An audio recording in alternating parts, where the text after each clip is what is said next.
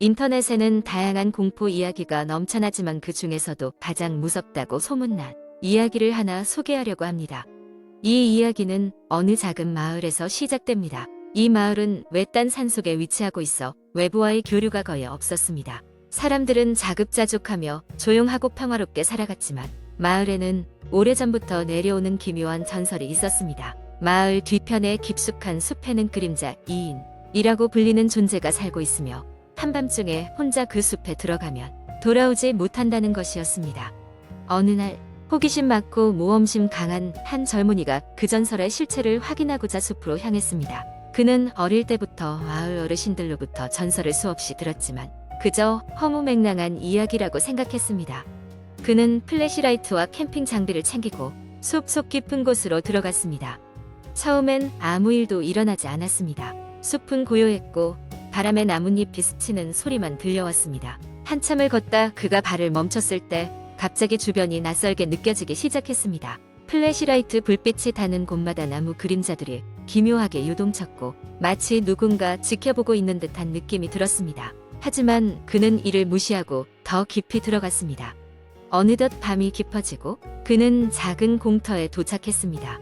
그곳에서 그는 이상한 무언가를 느꼈습니다. 주위가 기묘하게 고요했으며 소름 끼치는 차가운 기운이 주변을 감쌌습니다. 순간적으로 그는 플래시라이트를 껐다가 켜게 되었는데 그 순간 그의 눈앞에 놀라운 광경이 펼쳐졌습니다. 자신의 눈앞에는 또 다른 자신이 서 있었습니다. 그것은 흡사 거울을 통해 비춰진 듯한 모습이었지만 표정이 없었고 눈은 깊은 어둠으로 가득 차 있었습니다. 그는 놀라움에 말을 잃고 뒤로 물러섰지만 그림자 2인은 천천히 그를 따라 움직였습니다. 그는 그제서야 전설이 단지 이야기가 아니라는 것을 깨달았습니다. 패닉에 빠진 그는 숲을 빠져나가려 했지만 그림자 2인은 그의 움직임을 그대로 따라했습니다. 마치 그의 그림자가 된 듯이 결코 그에게서 벗어나지 않았습니다. 그가 뛰면 뛰고 멈추면 멈췄습니다. 용기를 내어 말을 걸었지만 그림자 2인은 대답 대신 섬뜩한 미소만 지었습니다. 결국 그는 밤새 숲속을 헤매다 지쳐 잠에 들었고 꿈속에서 마을 어르신들이 자신에게 경고하는 목소리를 들었습니다. 그림자 2인은 마을과 숲의 균형을 지키는 존재이며 다시는 숲에 들어가선 안 된다는 말이었습니다. 그는 아침이 되어 깨어났을 때 숲 가장자리에서 발견되었습니다. 그러나 그날 이후로 그는 숲에 대해 말할 수 없었습니다. 마치 입이 굳은 듯 아무 말도 할 수 없었고 그의 눈에는 항상 어떤 두려움이 자리 잡고 있었습니다. 그리고 그의 그림자는 항상 주위의 빛과 다르게 비춰졌습니다. 마을 사람들은 그 젊은이가 정신을 잃은 것이라 생각했지만 그 사건 이후로 다시는 누구도 숲에 들어가려 하지 않았습니다. 사람들은 그것을 그림자 숲의 저주라고 불렀고 그 이야기는 마을의 또 다른 전설로 자리 잡았습니다. 그 젊은이는 그 후로 말을 할 수 없었지만 가끔씩 숲을 바라볼 때마다 몸서리를 치며 얼굴을 찡그렸습니다. 그리고 시간이 흐른 후에도 여전히 마을 사람들은 밤이 되면 숲을 바라보지 않았습니다. 지금도 그 마을에는 밤마다 기묘한 바람 소리와 함께 그림자 2인이 돌아다닌다는 소문이 전해져 내려옵니다. 두 번째 이야기. 한국 인터넷에서는 다양한 공포 이야기가 전해져 내려오고 있습니다. 지금부터 소개할 이야기는 과거 한국의 한 시골 마을에서 실제로 있었다고 전해지는 긴장감 넘치는 공포 썰입니다.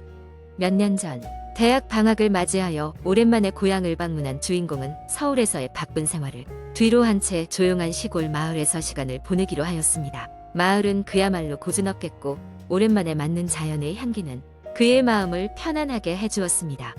하지만 그 평화로움도 잠시 돌아가신 할머니 집에 머물면서 마을 어귀에서 들려오는 이상한 소문을 듣게 되었습니다. 마을 사람들은 저마다 입을 모아 할머니가 생전에 그 집에서 이상한 일이 벌어졌다고 말했습니다. 무언가 설명하기 어려운 기운이 집안에 가득 차 있었고 할머니는 종종 알 수 없는 말을 중얼거리기도 했다는 것입니다. 처음에는 그저 예전부터 내려오는 미신쯤으로 생각했습니다. 하지만 시간이 흐를수록 점차 그 이야기가 신경 쓰이기 시작하였습니다. 마을 어르신들은 저마다 자신의 경험담을 들려주기 시작했고 그 내용은 점점 더 구체적이고 무시무시했습니다. 할머니가 돌아가시기 전 집안에서 무언가 보였다는 사람도 있었고 밤이면 집안에서 알 수 없는 소리가 들렸다고 주장하는 사람들도 있었습니다. 어느 날 밤 잠을 자던 중 갑자기 이상한 기운에 잠에서 깼습니다. 어두운 방 안에서 눈을 뜨는데 방문이 살짝 열려있는 틈으로 희미한 불빛이 새어나오고 있었습니다. 이상한 느낌에 이끌린 그는 조심스럽게 방문을 열고 밖으로 나갔습니다. 복도 끝에서 할머니의 목소리가 들려오는 듯한 환청이 들렸습니다. 두려움과 호기심에 휩싸인 채 불빛을 따라가니 그 끝에는 오래된 녹슨 문이 하나 나타났습니다. 예전 할머니가 절대 들어가지 말라고 하시던 방이었습니다. 떨리는 손으로 문고리를 잡고 문을 밀어보니 경첩이 녹슨 듯한 소리를 내며 열렸습니다. 그 방 안에는 할머니의 오래된 유품들이 가득했습니다. 그런데 방 한쪽 구석에 놓인 작은 상자 하나가 눈에 띄었습니다. 마치 누군가 오랫동안 기다렸다는 듯이 상자 위에는 먼지가 하나도 없이 깨끗했습니다. 상자를 열어보니 그 안에는 여러 장의 사진과 일기장 몇 권이 담겨 있었습니다. 사진은 모두 낯선 사람들이었고 표정은 하나같이 겁에 질려 있었습니다. 일기장을 펼쳐보니 할머니의 글씨로 적힌 글들은 이방인들이 한 명씩 이 마을로 들어와 사라졌으며 그 흔적이 자신의 집에서 발견되었다. 믿기 어려운 내용을 담고 있었습니다. 그 순간 등 뒤로 서늘한 바람과 함께 누군가의 낮고 긴 한숨 소리가 들려왔습니다. 깜짝 놀라 뒤를 돌아봤지만 방 안에는 아무도 없었습니다. 식은땀을 흘리며 황급히 방을 나와 뒤도 돌아보지 않고 할머니 집을 벗어났습니다. 그 일 이후로 주인공은 더 이상 할머니의 집에는 들어가지 않았습니다. 매년 마을을 방문할 때면 그날의 기억은 여전히 그를 불안하게 만들었습니다. 그리고 그날 이후로 마을의 사람들은 다시는 누구도 그 집에 접근하지 않았다고 합니다. 마치 무언가를 본 자들이 모두 그곳을 떠나고 싶어졌다는 듯이 말입니다. 오랜 시간이 흘러 할머니의 집은 낡고 허물어져 갔지만 지금도 그 집을 지나가는 이들은 밤이면 여전히 알 수 없는 무언가가 저택을 어슬렁거린다고 속삭이곤 합니다. 그리고 그 소리는 점점 가까워질 수도 있다고 합니다. 세 번째 이야기. 몇 년 전 내가 아직 대학생이었을 때의 일이다. 여름 방학이 시작되고 나는 친구들과 함께 작은 시골 마을로 여행을 가기로 했다. 그곳에는 한적한 숲과 아름다운 호수가 있어서 휴식을 취하기에 안성맞춤이었다. 우리는 마을 근처에 있는 작은 펜션을 예약했다. 주인 아주머니는 친절하게도 우리가 도착했을 때 마을에 대한 몇 가지 이야기를 들려주었다. 여기서 그리 멀지 않은 곳에 오래된 폐가가 하나 있어요. 주민들은 아무도 가고 싶어 하진 않지만 가끔 외지에서 온 젊은 사람들이 호기심에 들르곤 한답니다. 그 이야기를 들은 우리의 호기심은 자극됐다. 그래서 저녁 식사를 마치고 우리는 캠핑용 손전등을 들고 폐가를 찾아 나섰다. 폐가는 숲속 깊이 자리 잡고 있었고 나무들 사이로 비친 달빛은 스산한 분위기를 더했다. 마침내 폐가에 도착했을 때 낡은 외관은 오랜 세월 동안 방치된 채로 남아있는 듯 보였다. 우리는 조심스럽게 문을 밀고 들어갔다. 내부는 먼지와 거미줄로 가득했으며 바닥에는 오래된 가구와 부서진 유리 조각들이 널려 있었다. 친구 하나가 재미삼아 계단을 올라가 보자고 제안했다. 우리는 조심스레 발소리를 죽이며 2층으로 향했다. 계단을 오를수록 이상한 소리가 들리기 시작했다. 마치 아이가 웃는 소리 같기도 하고 바람이 새는 소리 같기도 했다. 그때 친구 중 한 명이 큰 소리로 외쳤다. 저기 창문 앞에 누가 서 있어. 우리는 모두 그가 가리키는 창문을 쳐다봤지만 아무것도 보이지 않았다. 당황한 우리는 서둘러 집 밖으로 빠져나왔다. 밖으로 나오는 순간 등 뒤로 싸늘한 느낌이 휘감았다. 누군가 우리를 지켜보고 있는 것 같은 오싹한 기분이 들었다. 우리는 펜션으로 달려가기로 했다. 돌아오는 길에도 계속해서 누군가가 뒤쫓아오는 느낌이 들었지만 아무도 감히 뒤돌아보지 못했다. 펜션에 도착하고 나서야 우리는 한숨을 돌릴 수 있었다.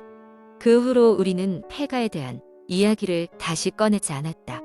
하지만 그날 밤 꿈속에서 다시 그 웃음소리가 들려왔다. 잠에서 깬 나는 오싹한 기분을 떨칠 수 없었다. 마을을 떠나기 전 펜션 주인 아주머니에게 사실대로 이야기를 털어놓았다. 아, 그럼 혹시 아이린을 보았나요? 아주머니가 말했다. 이곳에 오래전부터 전해 내려오는 전설이 하나 있는데 그 집에 아이린이라는 작은 소녀의 영혼이 남아있다고 해요. 그녀는 외롭고 항상 놀아줄 사람을 기다리고 있다죠. 그 이야기를 들은 우리는 마을을 떠나는 동안에도 등골이 오싹했다. 그 이후로 나는 깊은 숲속에 있는 폐가나 기이한 장소는 결코 함부로 들어가지 않기로 마음먹었다. 그리고 다시는 그날 밤처럼 이상한 웃음소리를 듣는 일을 겪고 싶지 않았다. 네 번째 이야기. 어느 늦은 여름밤 나는 친구들과 함께 인터넷에서 유명한 공포 이야기를 찾고 있었다. 친구 중 하나가 최근에 어느 게시판에서 본 글이 있다며 이야기를 시작했다. 그 글은 단순한 흥미거리 이상의 것이었으며 그 내용은 다음과 같았다. 서울의 한 오래된 동네에는 특별히 낮고 음산한 분위기를 풍기는 아파트 단지가 있었다. 그곳은 1970년대에 지어진 건물들로 다른 건물들이 리모델링되고 새로 지어지는 동안 홀로 시간이 멈춘 듯한 외관을 하고 있었다. 그 아파트의 특정 동은 특히나 기괴한 소문이 많이 돌았다. 일명 밤의 방문자라는 소문이었다. 사람들은 밤만 되면 그 동의 몇몇 집 문 앞에서 희미한 발소리를 듣곤 했다. 특히나 5층은 소문이 제일 심했는데 그곳에 사는 사람들은 매일 밤 12시가 되면 복도에서 누군가 걷는 소리가 들린다고 했다. 문을 열고 나가보면 아무도 없었고 그 소리는 꼭 문 앞까지 오다가 사라지곤 했다. 이상한 일은 꼬리에 꼬리를 물고 일어났다. 5층에 사는 A씨는 밤에 방문자가 지나간 다음날 아침 항상 문 앞에 흩어진 머리카락 다발을 발견했다. 경찰에 신고도 해보고 아파트 관리실에 문의도 해봤지만 결국 관리실 CCTV에서는 아무것도 발견되지 않았다. 소리가 나는 시간대에는 어째서인지 영상이 항상 끊겨 있었다. 점차 같은 층 다른 집에서도 유사한 일이 발생했다. 거주자들은 공포에 떨며 층간회의를 소집하기도 했다. 사람들은 밤이 되면 서로 문을 잠그고 혹시라도 소리가 들리면 서로를 불러 모았다. 하지만 밤의 방문자는 그들의 경계를 비웃기라도 하듯 매일 어김없이 출몰했다. 시간이 흐르면서 5층 사람들은 하나둘 아파트를 떠났다. 결국 남은 사람은 너무 오래 산 A씨 가족뿐이었다. A씨 가족은 이사갈 여력이 없었기에 어쩔 수 없이 그 자리에 머물렀다. 그러던 어느 날 A씨의 딸 비양이 집에 돌아왔을 때 이상한 메시지가 문 앞에 놓여 있었다. 다른 곳은 없다. 여기에 계속 있을 것이다. 라는 내용이었다. A씨는 더 이상 참을 수 없었다. 그는 직접 CCTV를 확인하기 위해 밤새 관리실에서 대기했다. 밤이 되어 12시가 되자 그의 눈앞에 믿을 수 없는 장면이 펼쳐졌다. CCTV 속 복도에 아주 잠깐 희미한 그림자가 지나가는 것이 보였다. 그것은 인간의 형태가 아닌 머리카락이 바닥에 끌리면서 기어다니는 모습처럼 보였다. 그날 이후 A씨 가족은 그 아파트를 떠났다. 그리고 그 동은 완전히 비어버려 오래된 전설로 남게 되었다. 현재 그 아파트는 철거를 앞두고 있다고 하지만 여전히 그 동네 사람들은 밤이 되면 기묘한 소리가 들린다고 말한다. 이 이야기를 들은 우리는 그 아파트가 실제로 존재하는지 찾아보기 시작했다. 하지만 상세한 정보를 발견할 수 없었고 그 이야기는 사람들의 기억 속에서만 전해져 오는 것일 뿐이었다. 그러나 그날 밤 이후로 우리 친구들의 모임에서는 그 흉흉한 느낌을 떨쳐낼 수 없었다. 나도 모르게 이따금씩 내 집에서도 불현듯 발소리가 들리는 듯하여 등골이 오싹해지곤 했다. 그 이야기가 단순한 허구일 뿐이라 믿으면서도 한편으로는 정말 그곳에 무언가가 있었던 것은 아닐까 하는 생각을 떨칠 수 없었다.